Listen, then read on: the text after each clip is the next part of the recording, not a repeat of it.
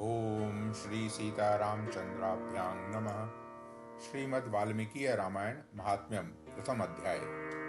इस अध्याय में कलयुग की स्थिति, कलिकाल के मनुष्यों के उद्धार का उपाय, रामायण पाठ, उसकी महिमा और उसके श्रवण के लिए उत्तम काल आदि का वर्णन है।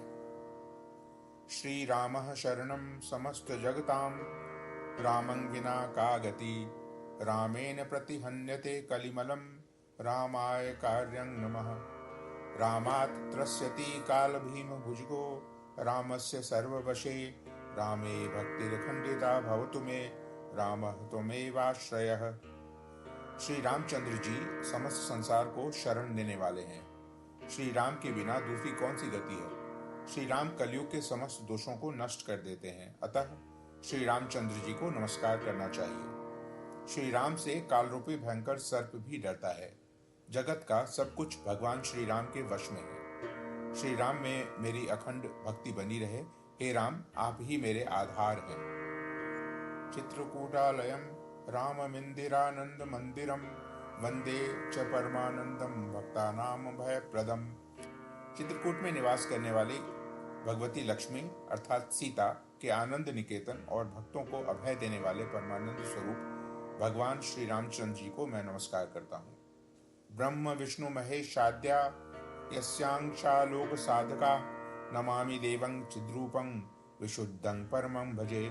संपूर्ण जगत के अभिष्ट मनोरथों को सिद्ध करने वाले अथवा सृष्टि पालन एवं संहार के द्वारा जगत की व्यावहारिक सत्ता को सिद्ध करने वाले ब्रह्मा विष्णु और महेश आदि देवता जिनके अभिन्न अंश मात्र हैं, उन परम विशुद्ध सच्चिदानंदमय परमात्म देव श्री रामचंद्र जी को मैं नमस्कार करता हूँ तथा उन्हीं के भजन चिंतन में मन लगाता हूँ। ऋषय उचु भगवन् सर्वमाख्यातम यत् पृष्ठं विदुषा त्वया, संसार पाशबद्धानां दुखानि सुबहूनि च।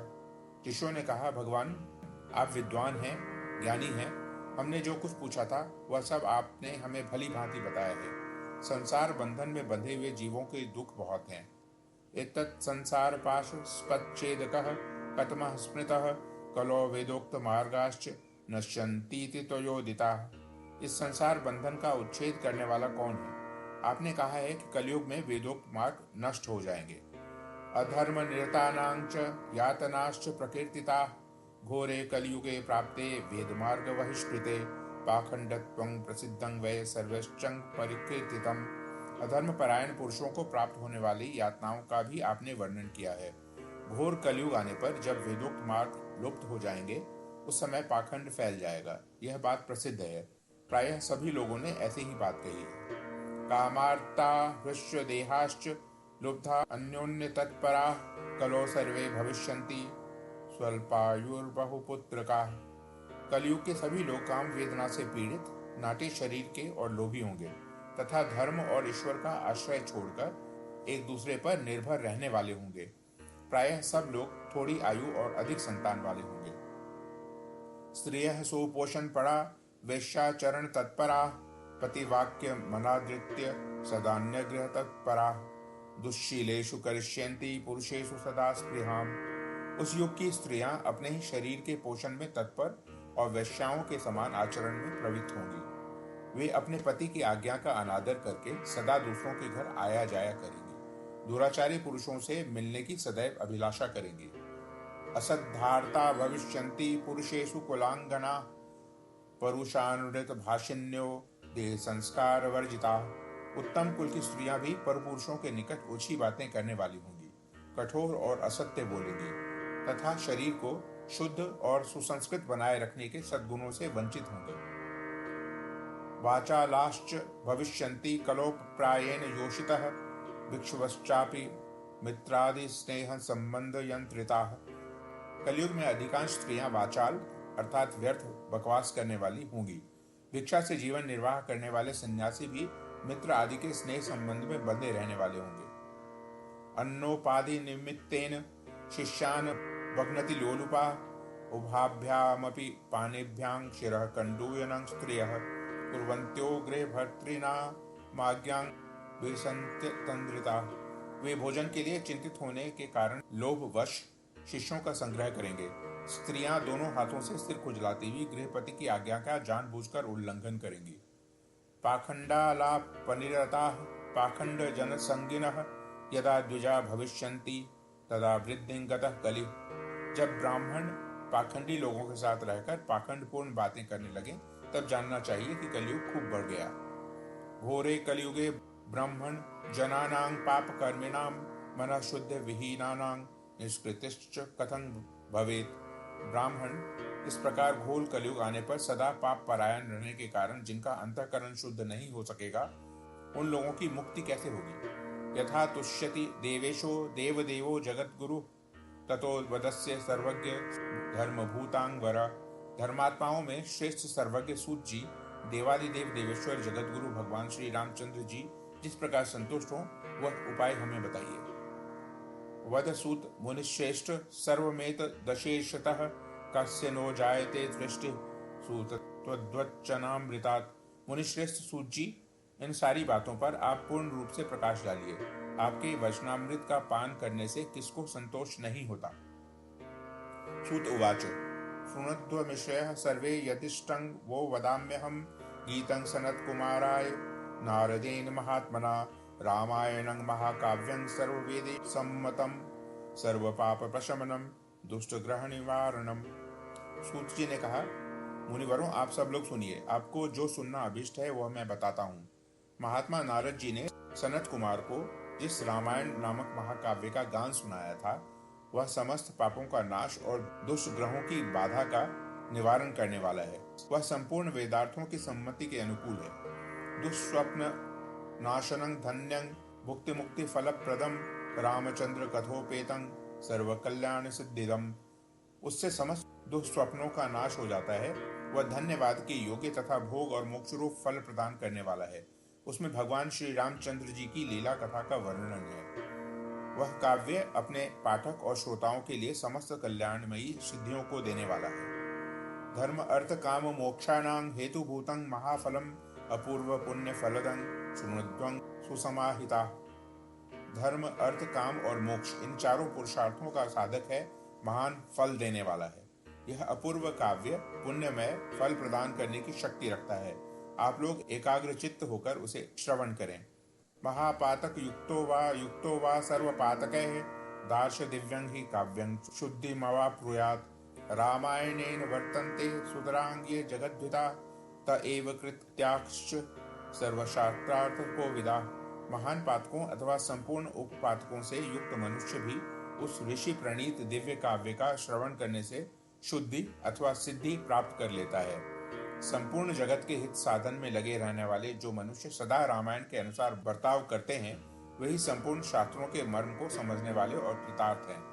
धर्मार्थ काम मोक्षाणां साधनं च द्विजोत्तमाः श्रोतव्यं च सदा भक्त्या रामायण परामृतम। विप्रवरों, रामायण धर्म अर्थ काम और मोक्ष का साधन तथा परम अमृत रूप है, अतः सदा भक्ति भाव से उसका श्रवण करना चाहिए। पुरार्जितानि पापानि नाशमायान्ति यस्य वै रामायणे महाप्रीतिस्तस्य वै भवति ध्रुवम्। जिस मनुष्य के पूर्व जन्मोपार्जित सारे पाप नष्ट हो जाते हैं उसी का रामायण के प्रति अधिक प्रेम होता है, यह निश्चित बात है। रामायणे वर्तमाने पापपाशेन यंत्रितः अनादृत्य असद्वाथा सक्त बुद्धि प्रवर्तते। जो पाप के बंधन में जकड़ा हुआ है वह रामायण की कथा आरंभ होने पर उसकी अवहेलना करके दूसरी निम्न कोटि की बातों में फंस जाता है। इन असद्राथाओं में अपनी बुद्धि के आसक्त होने के कारण वह तदनुरूप ही बर्ताव करने लगता है।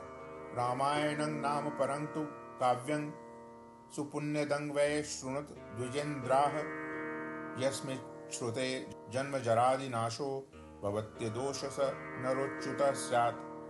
इसलिए द्विजेंद्रगण, आप लोग रामायण नामक परम पुण्यदायक उत्तम काव्य का श्रवण करें, जिसके सुनने से जन्म जरा और मृत्यु के भय का नाश हो जाता है तथा श्रवण करने वाला मनुष्य पाप दोष से रहित हो अच्युत स्वरूप हो जाता है।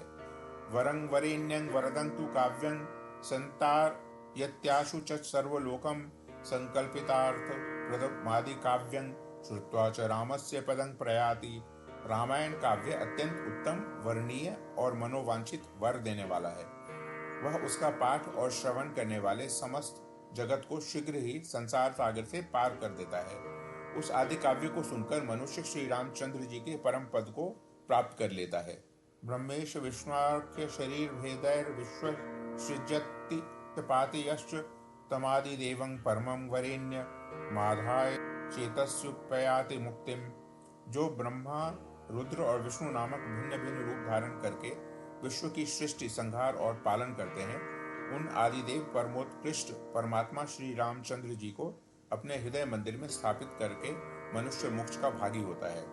यो माम जात्यादि विकल्पहीनः परावराणां परमः परः स्यात् वेदांत वेद्य स्वरूचा प्रकाशः स वीक्षते सर्वपुराण वेदैः। जो नाम तथा जाति आदि विकल्पों से रहित कार्य करने से परे सर्वोत्कृष्ट वेदांत शास्त्र के द्वारा जानने योग्य एवं अपने ही प्रकाश से प्रकाशित होने वाला परमात्मा है, उसका समस्त वेदों और पुराणों के द्वारा साक्षात्कार होता है। इस रामायण के अनुशीलन से भी उसी की प्राप्ति होती है। ऊर्जे माघे सिते पक्षे चैत्रे च द्विसप्तमाः नवाह्वा खलु श्रोतव्यं रामायण कथामृतम। विप्रवरों, कार्तिक माघ और चैत्र मास के शुक्ल पक्ष में 9 दिनों में रामायण की अमृतमयी कथा का श्रवण करना चाहिए। इत्येवं शृणुयाद यस्तु श्री रामचरितं शुभम सर्वान् कामान वरत्रामुत्र चोत्तमान। जो इस प्रकार श्री रामचंद्र जी के मंगलमय चरित्र का श्रवण करता है, वह इस लोक और परलोक में भी अपनी समस्त उत्तम कामनाओं को प्राप्त कर लेता है। त्रिसप्तकुल संयुक्तः सर्वपाप विवर्जितः प्रयाति राम भवनं यत्र गत्वा न सोचते। वह सब पापों से मुक्त हो अपनी 21 पीढ़ियों के साथ श्री रामचंद्र जी के उस परम धाम में चला जाता है, जहां जाकर मनुष्य को कभी शोक नहीं करना पड़ता। चैत्रे माघे कार्तिके च सिते पक्षे च वाचयेत् नवाहस्तु महापुण्यं श्रोतव्यं च प्रयत्नतः। चैत्र माघ और कार्तिक के शुक्ल पक्ष में परम पुण्यमय रामायण कथा का नवाह पारायण करना चाहिए तथा 9 दिनों तक इसे प्रयत्न पूर्वक सुनना चाहिए। रामायणमादि काव्यं स्वर्ग मोक्ष प्रदायकं तस्माद् घोरे कलियुगे सर्वधर्म बहिष्कृते नवभिर्दिनैः श्रोतव्यं रामायण कथामृतम। रामायण आदि काव्य है, यह स्वर्ग और मोक्ष देने वाला है, अतः संपूर्ण धर्मों से रहित घोर कलयुग आने पर 9 दिनों में रामायण की अमृतमयी कथा को श्रवण करना चाहिए। राम नाम परायेतु घोरे कलियुगे द्विजा त एव कृत्याश्च न कलिर्वादते हितान।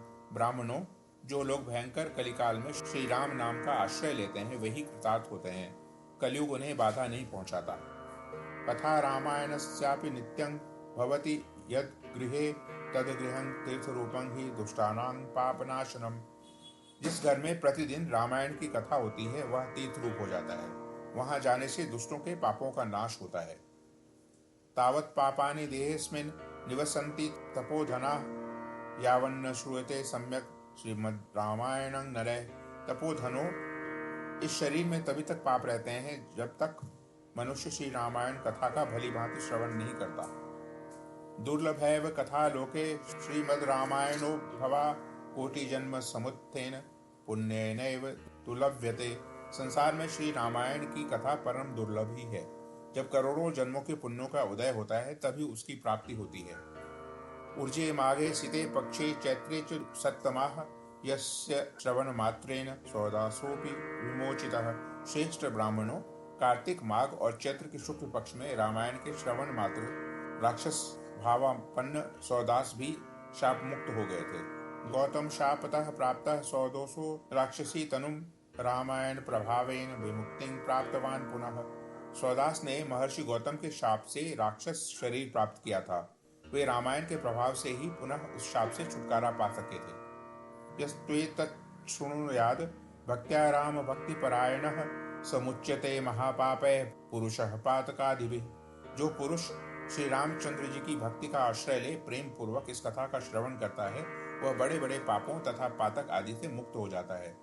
इति श्री स्कंद पुराणे उत्तरखंडे नारद सनत कुमार संवादे रामायण महात्म्य कल्पानुकीर्तनम नाम प्रथमोध्यायः। इस प्रकार श्री स्कंद पुराण के उत्तरखंड में नारद सनत कुमार संवाद के अंतर्गत रामायण महात्म्य विषयक कल्प का अनुकीर्तन नामक प्रथम अध्याय पूरा हुआ। ओम